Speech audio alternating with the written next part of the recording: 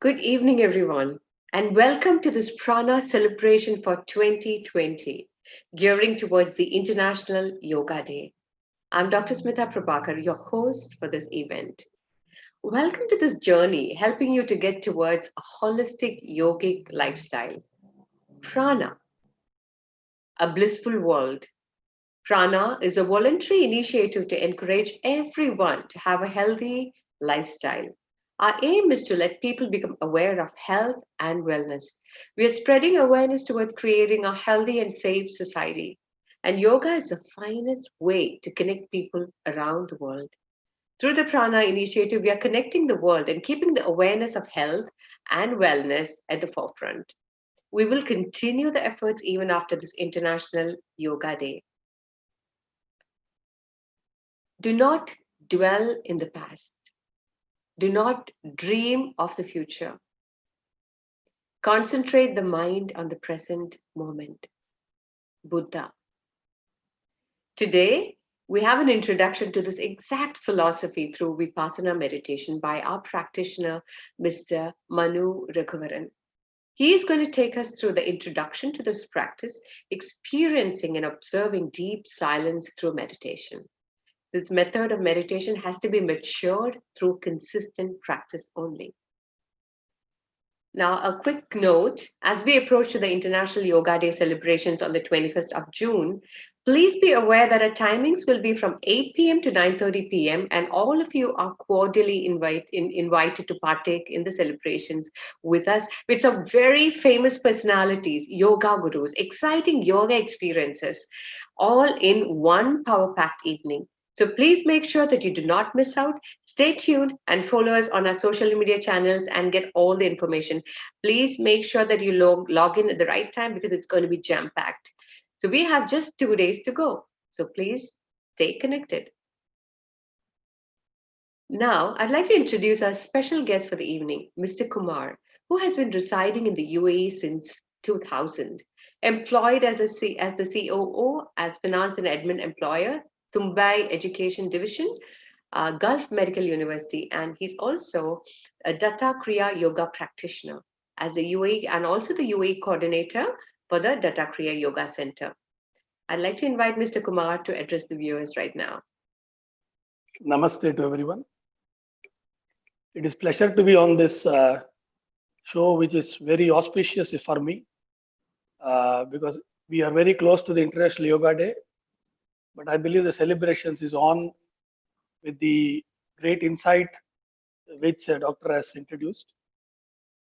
Datta Kriya Yoga or any sort of yoga has become today the norm of the world. Everybody has made it a part and parcel of life. Of course, it's all to be proud is the Indians who follow Sanatan Dharma and who have been practicing for very, very long, ancient, starting from the Maharishis to everyone, all about meditation, yoga. Then we came into calling today Surya Namaskara. The wonderful thing that we start our day with Surya Namaskara. And Surya Namaskara has become just not the only thing to be believed. What is more believed is about prana. What we all know that prana, as you have proper prana, proper breathing, that enhances your well-being and your longevity. Datta Kriya Yoga, as me practicing, which is being preached and practiced globally with various centers all across the world by Dr. Sri Ganapati Sachidananda Swamiji. He is Avaduta, and this Kriya Yoga is very ancient. And Swamiji has brought a beautiful essence to this yoga by supplementing along with Nada Yoga, which is where when you practice meditation in silence, to get into a silence mode, you need to first have to arrest the thoughts that have been arising inside, which when you go inward, still you see that you have got disturbances inside. To silence that, you first need to fine tune. The fine tuning has to take place through what mode? Through another thought, through another site of support system. And Sri Swamiji has brought Nada Chikitsa, which along with yoga enables people to practice meditation and proper breathing techniques in Kriya Yoga, which is, we all know that people across the world today realize that self immunity of every individual is of great importance. Immunity is all over, available from the nature, but we have become more unnatural and we have forgotten our own great good practices which have come through Sanatana Dharma, which is part and parcel of yoga. So, yoga is the important medium through which we can improve our longevity, our well being, our good practices of eating, sleeping, and all this. But today's world more talks about self awareness, mindfulness, empathy, and these things are missing day to day because of the stress that we are undergoing in our life. So, how do we get out of the stress? The best thing that has taught the world is doing daily practice of yoga. Yoga is just not doing a muscle exercise or building your body, it's building mind, body, and soul. And me, by practicing Datta Kriya Yoga, as taught by Sri Ganapati Satyananda Swamiji, it is not only cleansing your body, but it cleanses your nadis. There are 72,000 nadis. So there is something called Nadi Suddhi. You have to do Chitta Suddhi by doing meditation. Atma Suddhi, that is where you finally reach, which we call as spiritual awakening. So we are connecting to our own soul, which is full of divinity. So with Nada and with Yoga, Sri Swamiji awakens every cell to vibrate to the nature, the Pranava Shabda Omkara, from which everything is born and everything sustains. I believe that this practice of yoga is, we can go on talking about the benefits, but the relevance is bigger and bigger and bigger, much more than we can imagine. But a practitioner only can understand because he experiences the benefit himself. So it is good that everyone starts sooner the practicing pranayamas, practicing meditation, which are being prescribed by many institutions. And that is the best boon that anybody has got today for the world. And I want to appreciate the efforts of Friends of India doing this great effort for a lot of years, which has been not been transparent because of the condition of this country, but now it has become that yoga is become a simple thing, which is acceptable thing for everyone. And Friends of India has made a forum where for decades it has been bringing people together on one platform of various groups, various signs, where all reach one goal, one path of divinity or spirituality. And the team which is behind is always not seen. They are on the backstage. Only we, few of us, are given a chance to speak or present. But the great credit goes to all those people who have taken initiative for long, long years, being part of this great team, Friends of India. It's a proud moment to be part of this, and getting a participation itself gives us a pleasure. And I wish all of them to practice basic pranayama at least, and then you get yourself get into the higher modes of learning of yoga. Namaste. Thank you. Thank you so much, Mr. Kumar. We are truly, truly delighted to have you with us today. Thank you for the insightful words on the yoga protocols of the Datta Kriya Yoga. Incredible information. Thank you so much once again. Before we commence the main event, let's start this evening with a prayer.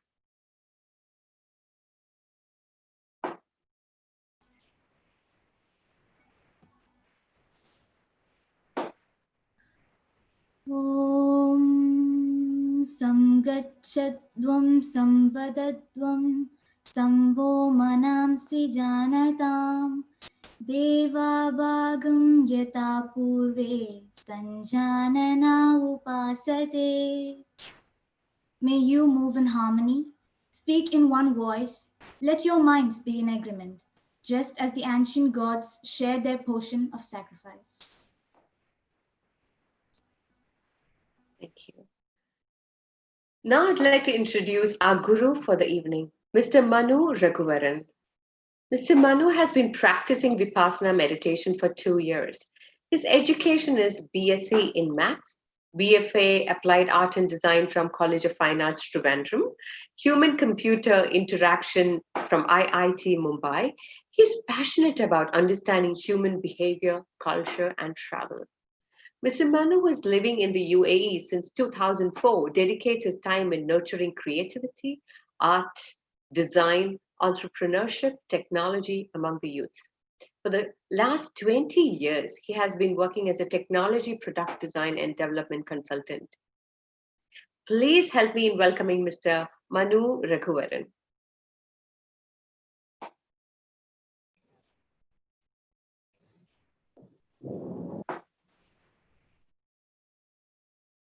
Good evening to all. Indeed, it's a great honor to be here with all of you today.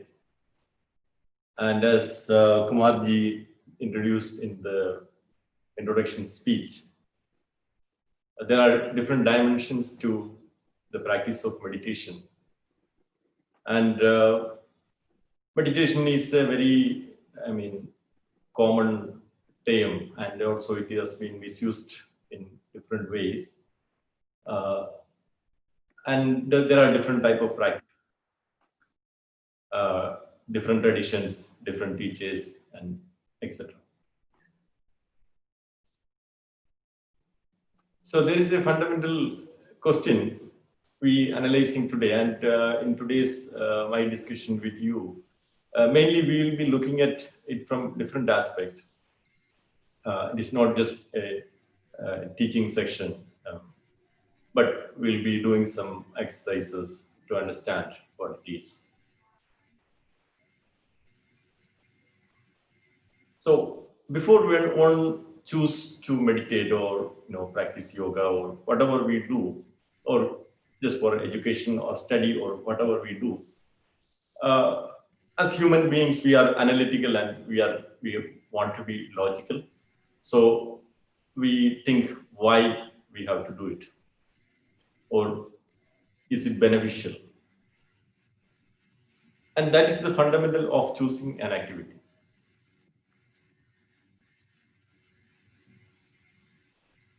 And whenever we have a problem, we depend on Mahatma Gandhi, and who said many quotes, and he was reading Bible, Gita, and he revolutionized the whole way of we see struggle or fight in a different aspect. So here we have an interesting quote also from Gandhi. He said, at the start of one especially busy day, I have to so much to accomplish today that I must meditate for 2 hours instead of 1.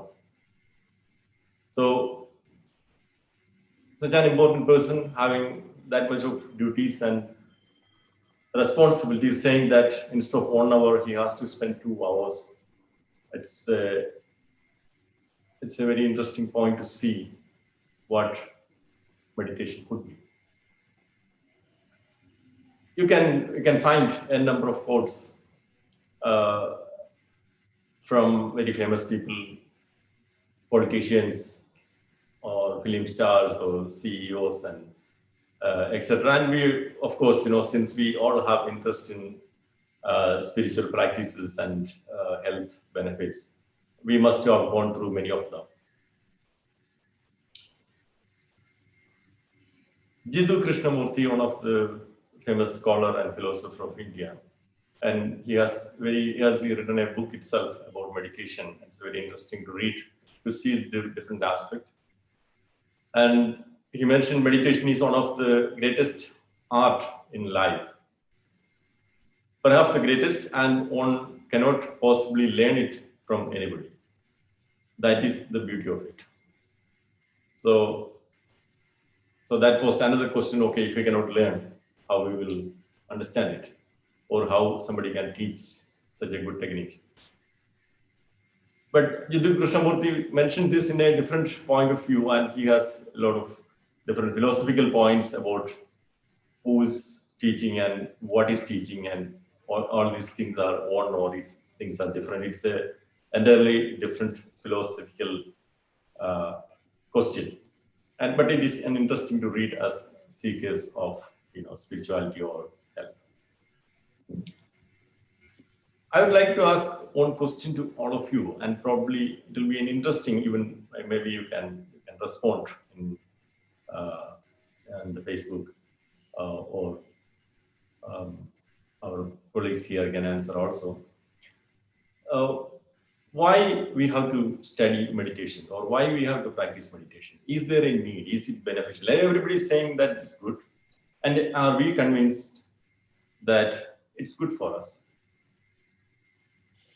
Great, an interesting question, Mr. Manu. We will request our viewers to actually write down in the FB live chat, why do you have to meditate? What's the importance of meditation? We would love to hear from you, from all of you, onto the Facebook Live. So we're going to I'm going to look at these, the messages, and we're going to read out for you, for your information. But meanwhile, can I request Mr. Ambiji to just give your, what do you think? Why do you normally meditate? Why do you have to meditate? I meditate mainly because the mind is normally very much agitated or always wavering, actually. In order to calm down and to concentrate on certain things or any particular thing, I used to meditate. So the main thing is to calm down the mind and have a focused view on certain things. That's why I meditate. That's great. Calming the mind and getting focus. Amazing. Can I ask Mr. Kumar if he has some insights on why do you meditate? What is the main reason why you meditate?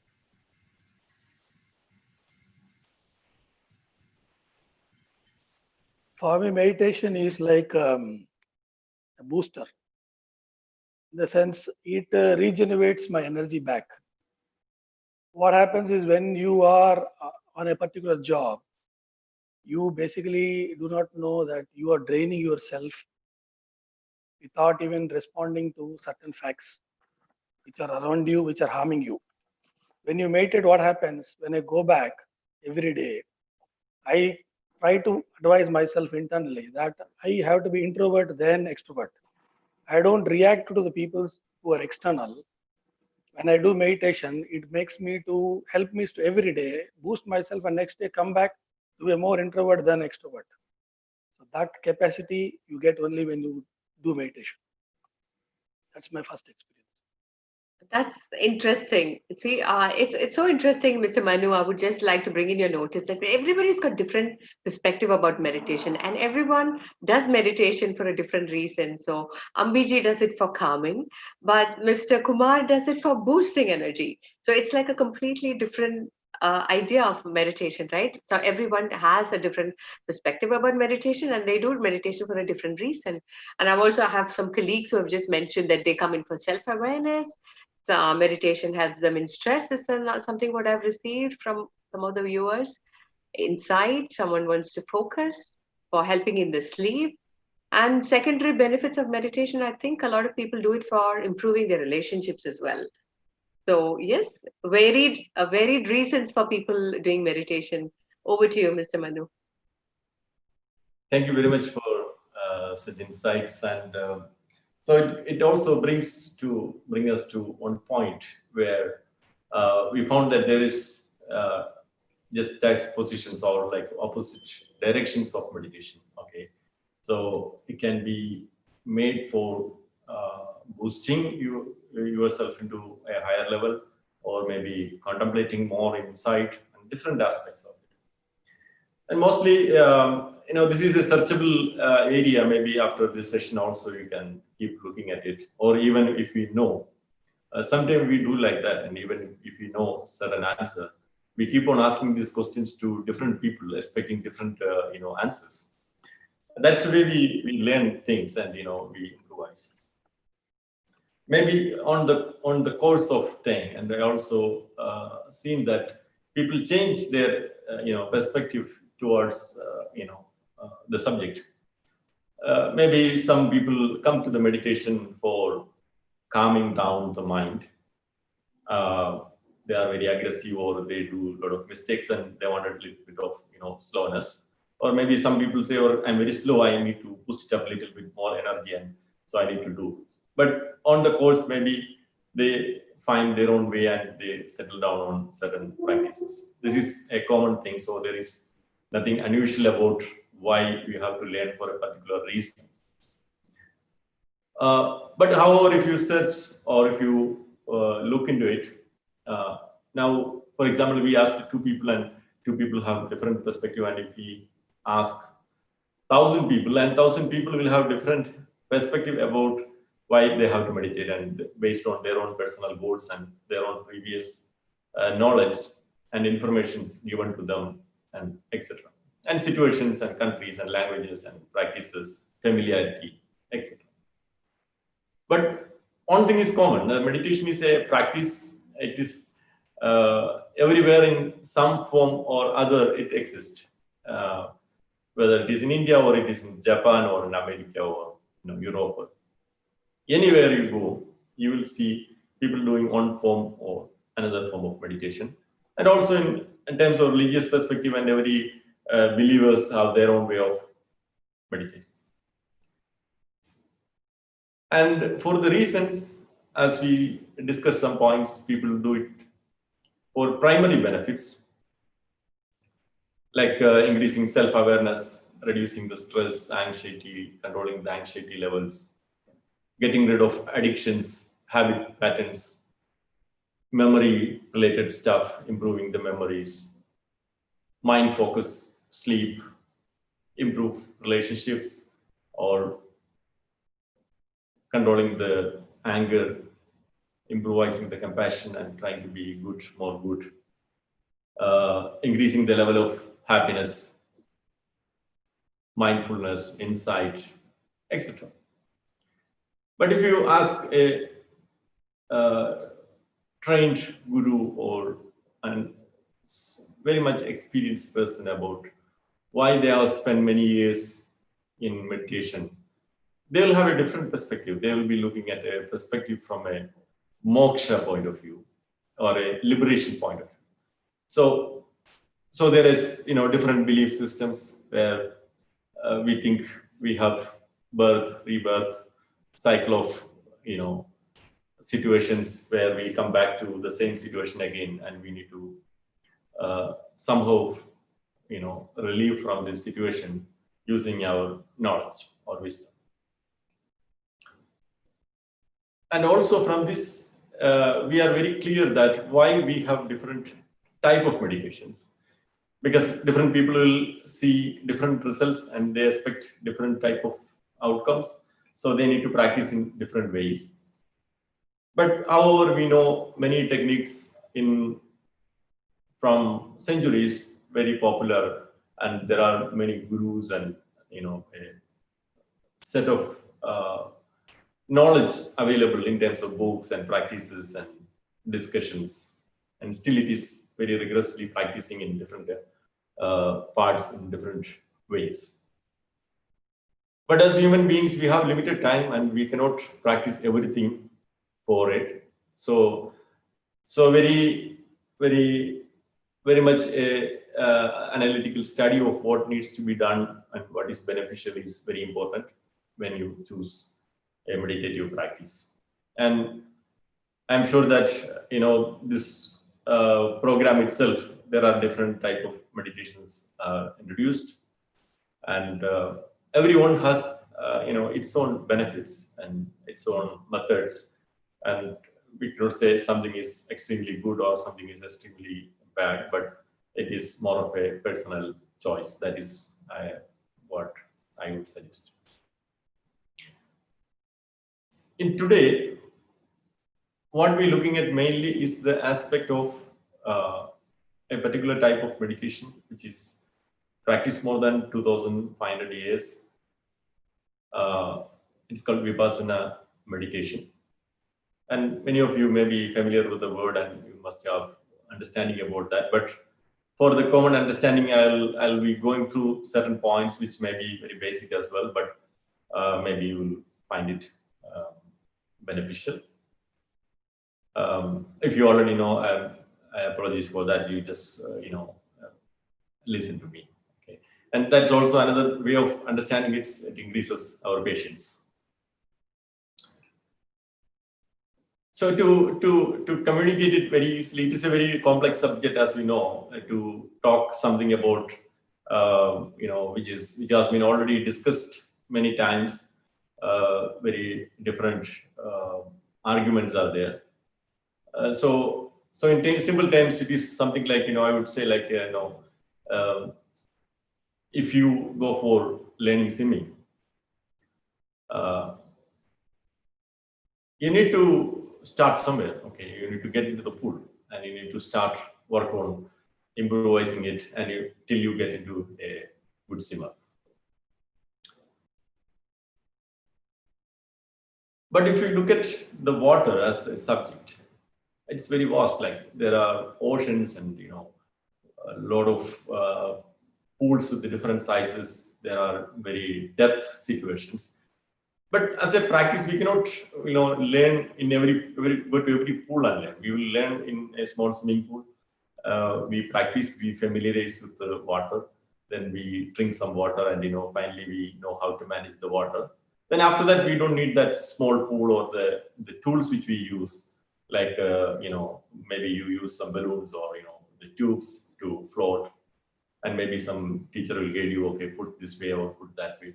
This is the way we start our learnings. And, meditation as a subject is not too much different. It has also its own steps. But as we learn any technique, we need some tools to learn. Like when we go to the school in the beginning, we learn 1, 2, 3, and teacher will show this is 1, this is 2, or you say A for apple and B for this thing. And this is the easy way to learn, because we have some models in front of us which gives us a sudden correlation, and our brain works in such a way which helps us to understand the things very fast. But once you understand what the concept is, then probably you don't need it. And when somebody say, okay, this is A, you know how to use that, or if it is 1, you know how to use that. You don't need that aids after that. So some of the things we use as tools, because the Vipassana is a meditation technique which is purely working on a real life situation. And you will find sometimes it is boring also. There is no music. There is no such beautiful scenarios of ecstasy or something like that. People just sitting and meditating.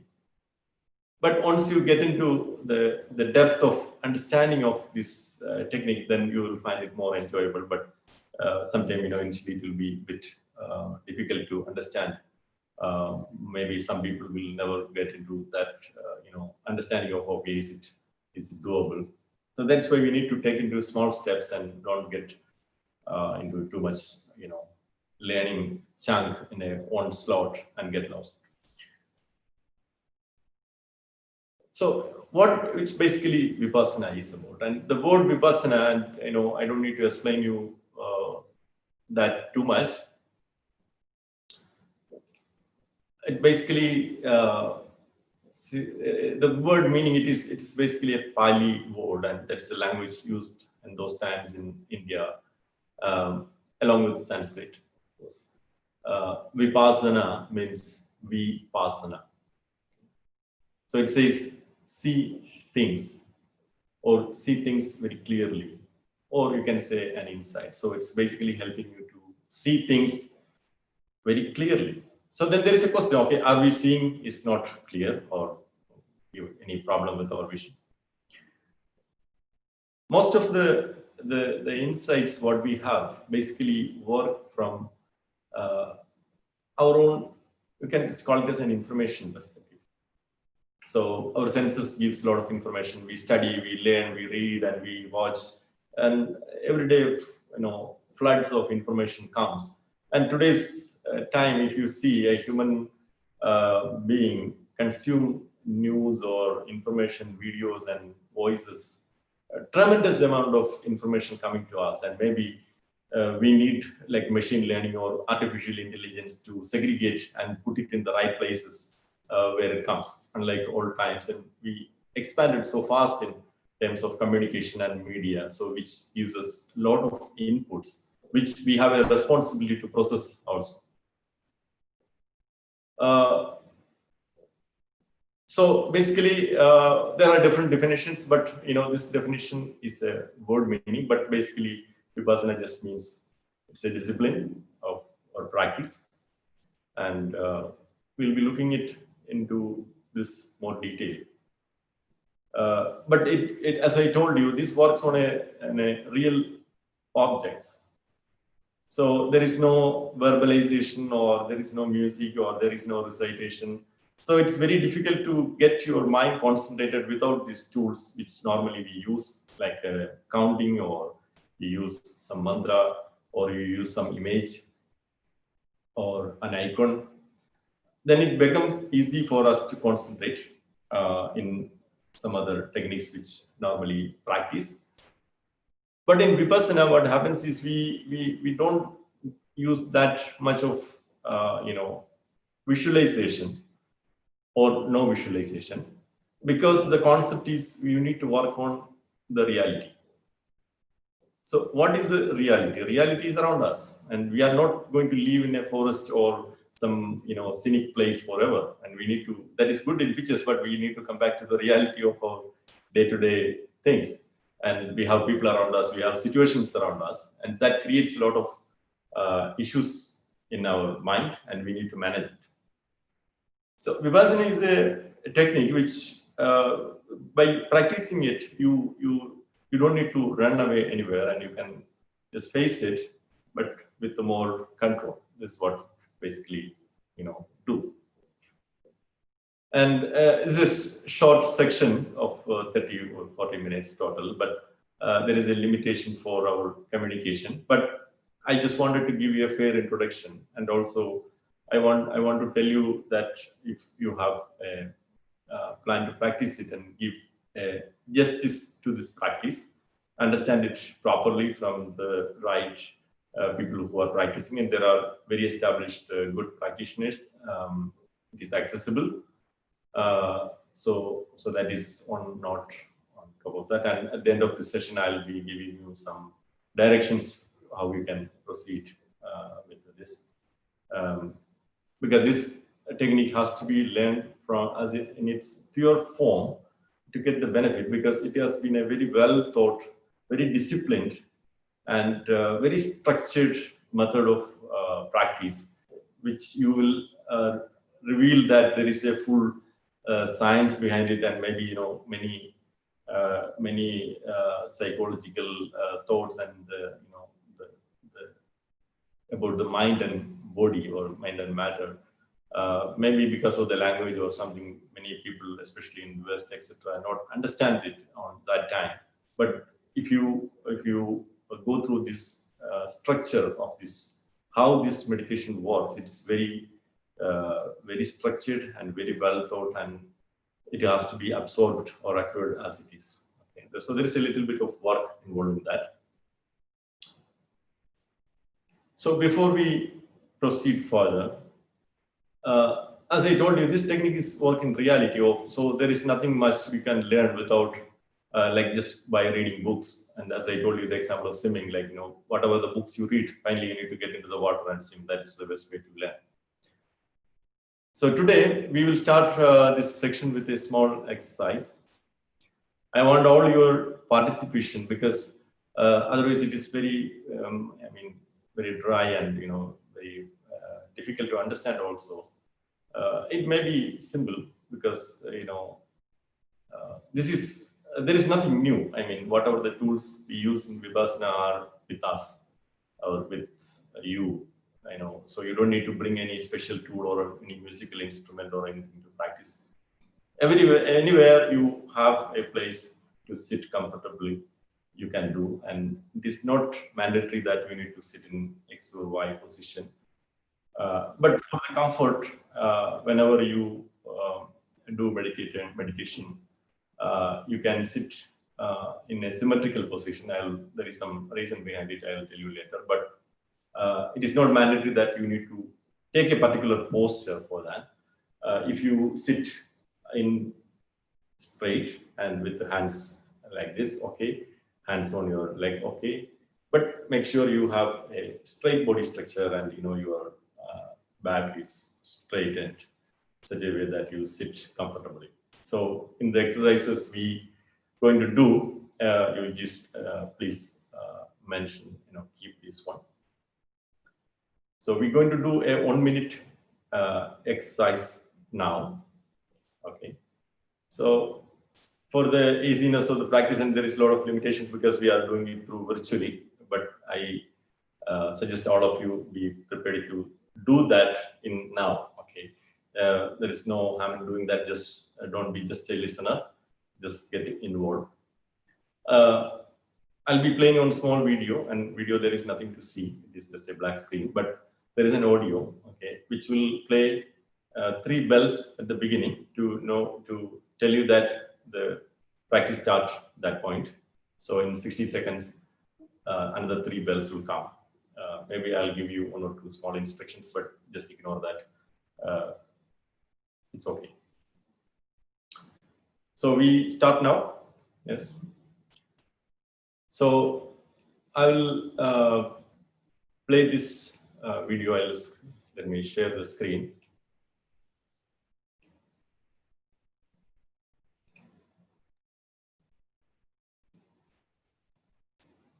Can you hear this? Can you see the screen?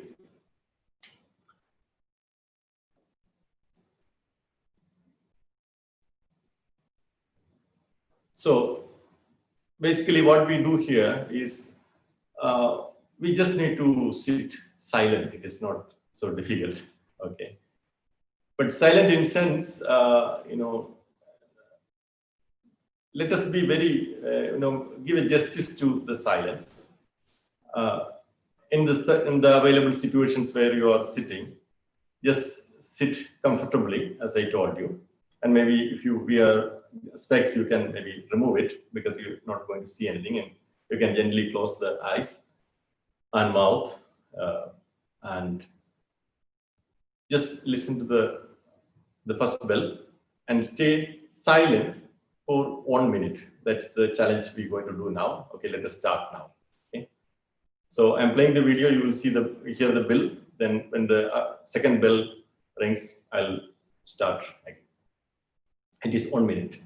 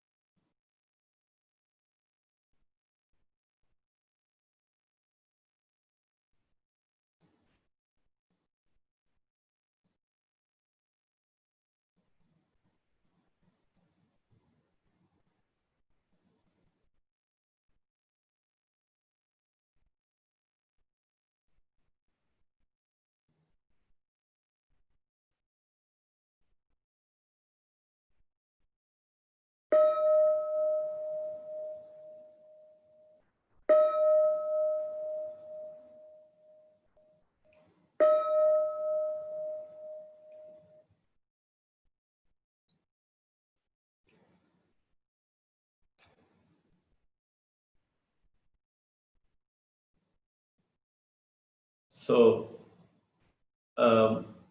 because of the communication, I didn't get any feedback from you, but however, I like to know some feedback from you, so you can just post in the Facebook your experiences. Because if you sit very silently, of course, there will be very good feeling. Okay, And silence has a lot of benefits. And if you look at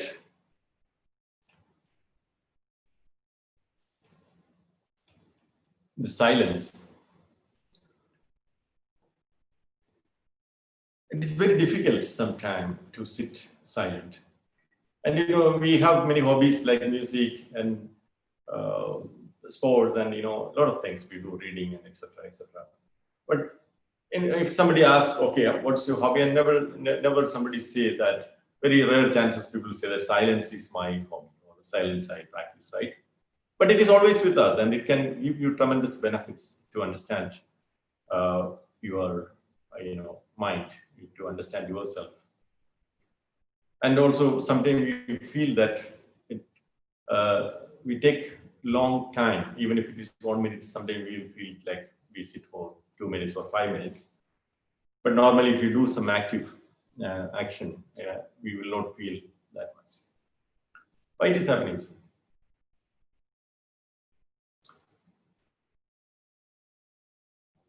The reason being, our mind, because there are two ways you can practice meditation primarily in our classifications. Like we take, for example, two ways.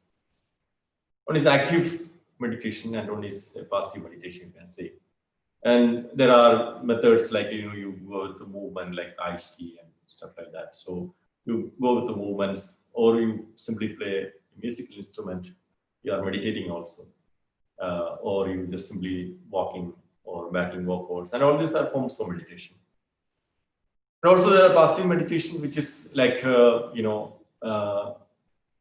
you try to settle down. So you reduce the intensity of the mind work. Then you start looking at the new dimensions from there. So that is where you start seeing new things, a different aspect of your potential, your capabilities. And because of the information we get, tremendous information we get, sometimes we get lost also. We get confused by different thoughts and decisiveness. So about silence, and people normally say like it's better, like there is a German proverb I want to tell you. Silence is a fence around wisdom. So that means if you're not managing silence, your wisdom will be destroyed by somebody, because silence is supposed to create the fence for your wisdom. And also, like better silence is better than unmeaning words. And it simply says like, if you don't have anything good to say, just keep silent. So that will make you, a better person. And Albert Einstein once said, I think 99 times and find nothing. I stop thinking, swim in silence, and the truth comes to me. So this may be an experience you will find along the way on practice of Vipassana as well. Like what happens when you give importance to silence. So number one take of today is we need to practice silence. Every day at least 1 minute if you sit silent.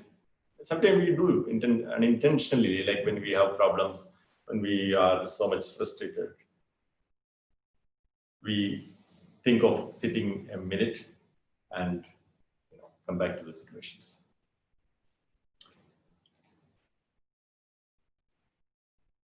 So basically in Vipassana, whatever the methods we use are, very neutral objects, which is not related to any religious or any kind of thought. So simply it is a practice which anyone can practice without hurting your beliefs or thoughts, and gives tremendous value to the mind and overall process of this thing. But as I told you, there is a structure and practice. You need to understand that discipline as it is. It will give you maximum benefit.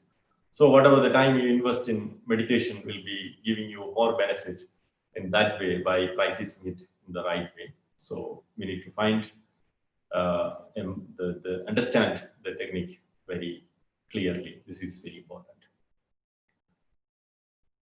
Then in terms of questions, like there are general questions people normally ask, like who can practice, is any age limit, or any particular people can meditate, or you need to be a monk or nun or something. All these are common questions people ask about Vipassana meditation. Because Vipassana meditation works in different levels, and there are methods which, the sannyasins or the bhikshus follow. Their objective and their motive is to teach people. So they need to go through certain practices. It is not mentioned for householders or the people who work, and they can practice in a different way. It's the same technique, but they are more dedicated their time, so their practices and the certain aspects are different. So don't get confused that if you do Vipassana meditation, we need to go for a different style of life. With practicing all what you do, you can do. But of course, there are certain things we need to consider also. I'll come to that point.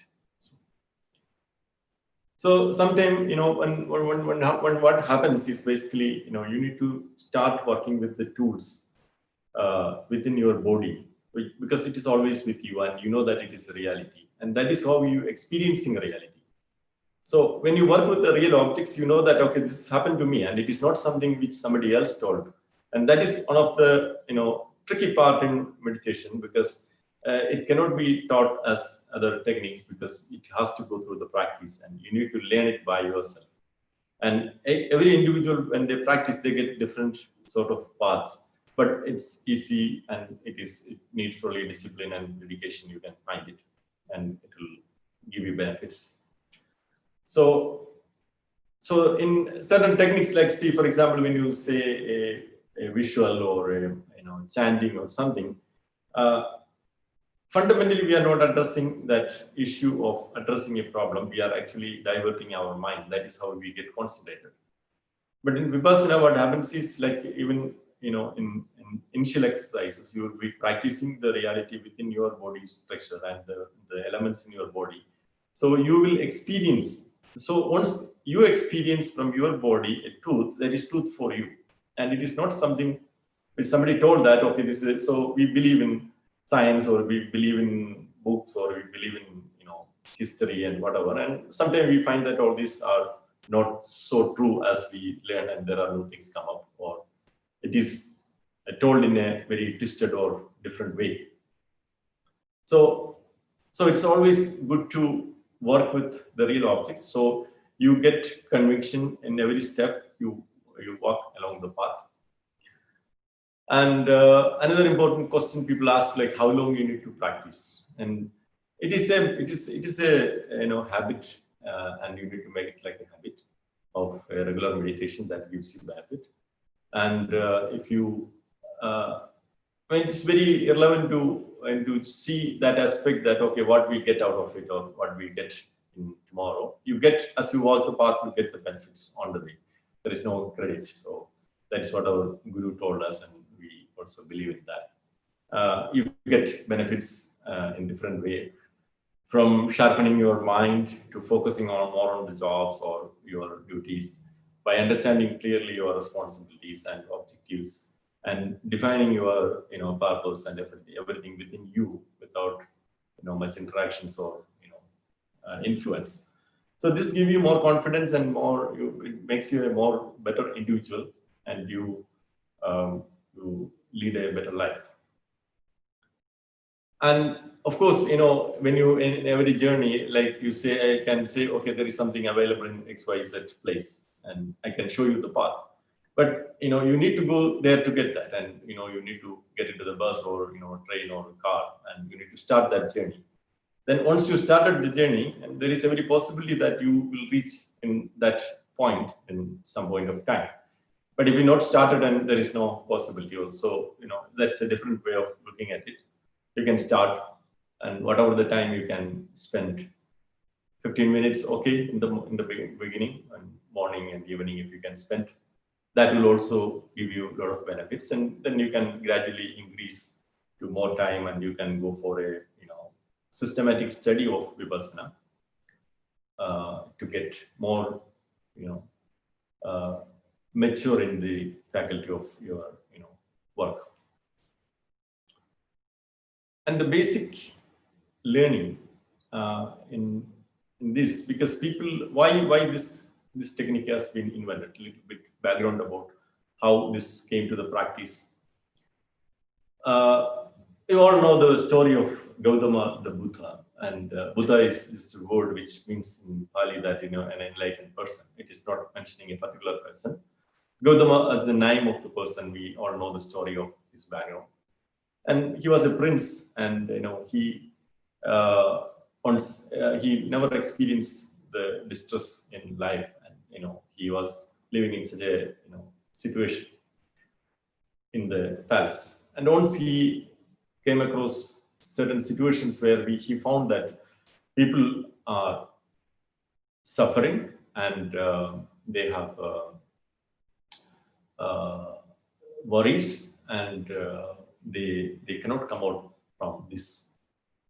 And he thought about this, and he left everything, his family, his life, everything, his precious everything, and he gone to a full stream of meditation, and he finally got something, that is this technique of Vipassana he taught to his disciples.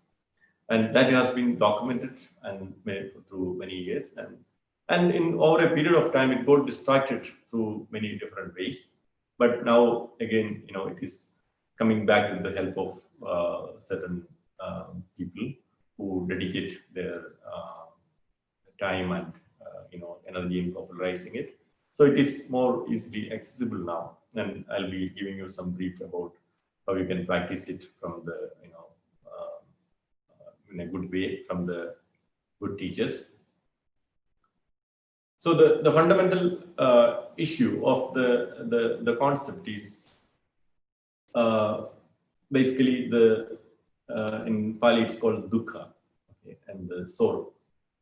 So when you analyze the miseries you have, you will see that there is a starting point, and it starts from there, and it increases, and we spread this to other people also. So it multiplies, and it gets into a bad situation which affects our life, it affects our emotions, it increases our anger. And the method of meditation basically will help you to overcome this situation. And there is a three main concepts I'll be summarizing in 2-3 minutes about the thing. So it's but I'm just giving you certain points so you can just continue understanding it more. The method which used in the technique is basically three components. Okay. It's called Shila, Samadhi, and Panna. Panna means wisdom, and Shila means like our habits, and Samadhi means dhyana or the meditation. It is like integrated. So you need to get the full benefit, you need to work out a path which helps you to grow in this system.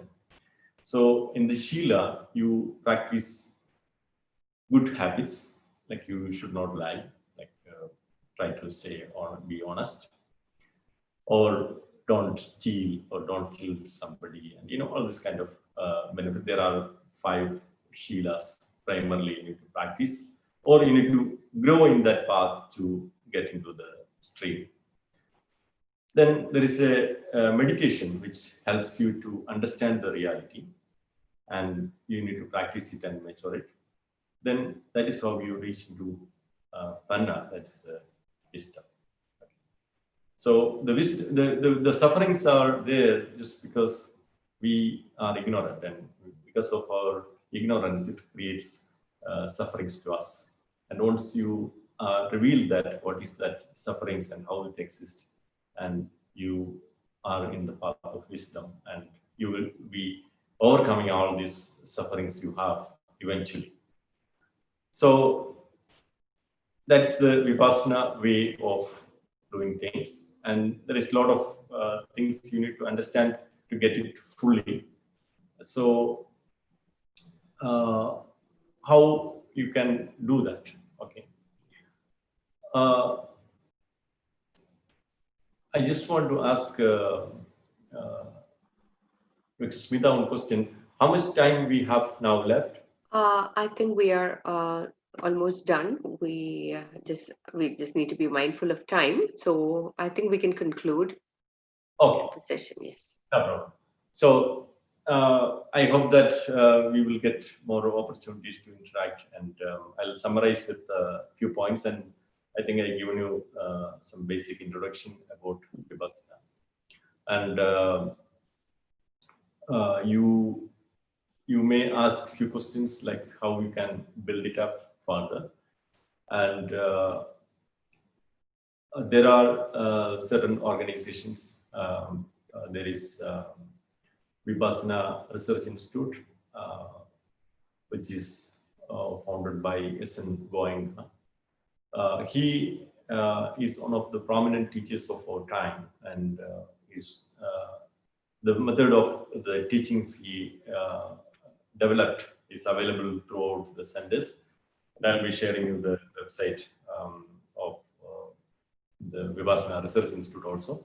So you can search where they conduct a lot of courses, and most of these courses are like you need to find time and you need to understand, you need to be prepared to learn, but it is not like you need to pay heavy fees or anything like that. Most of them are free to access, and you can get in touch with them. You can identify the centers for more details. I'll be sharing this information for you to understand it in a more in-depth way. I hope I've given a brief introduction. Okay. Thank you so much. Really appreciate it today. Okay. Thank you. Thank you so much, Mr. Manu, for this enlightening session, especially experiencing silence, which we rarely get to do. Thank you for helping us to do that. And it was such an amazing and wonderful experience. And for the viewers, please put in your questions right now if you haven't on the FB live chat. And if we may have time, we are just being mindful about time. We may take those. But now, so once again, Mr. Manu, thank you so much for being with us, and we're truly honored for your presence here. Thank you. Now, a gentle reminder once again, as we approach the International Yoga Day celebration on the 21st of June, please be aware that our timings will be from 8 p.m. to 9:30 p.m. and all of you are cordially invited to partake in the celebrations with us, with some very famous personalities, yoga gurus, exciting yoga experiences, all in one power-packed. It's going to be jam-packed for sure, because we are having a lot of requests coming in. And please be in touch. Please be connected. Make sure that you do not miss out. Stay tuned and follow us on the social media channels and get all the information you need. So we have got just 2 days to go. Stay connected. Now, I think just being mindful about time, we will only be able to just... Yeah, I think there's no more time for taking the questions. So we are nearing the end of the session. Thank you so much. See you all tomorrow, same time, same live. We will be back again with an incredible personality, Dr. B.R. Ramakrishna, with a concept which is called Yoga for Boosting Immunity in the context of COVID-19 and the promotion of positive health. Such a very important topic we are going to have tomorrow. A lot of people have questions relating to this topic, and this is the most relevant topic during this period of time. So do not miss tuning in for tomorrow. And now we're going to close this session with Shanti Mantra. Namaste.